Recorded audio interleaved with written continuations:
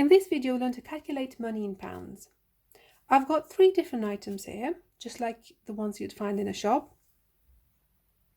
And the Rubik's Cube costs £4. The pot for the flower for a desk costs £5. And treasury tags, a box of treasury tags, costs £3. So I will try and find how much costs to buy these 2 together.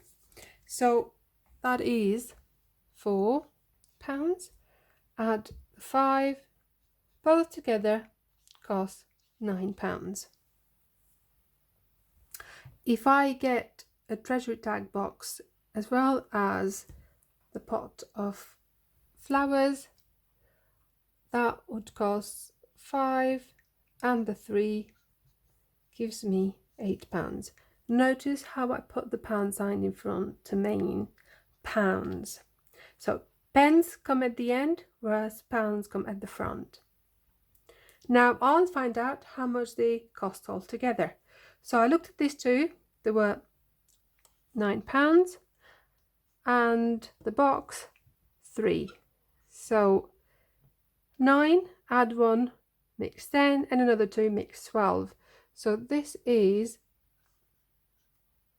altogether they cost £12. Another way you might see them in is like this, especially in a shop like that, meaning they're £9 and no pence. And similarly for £8, as well as for the 12. So when you next see them in a shop, you know what they mean.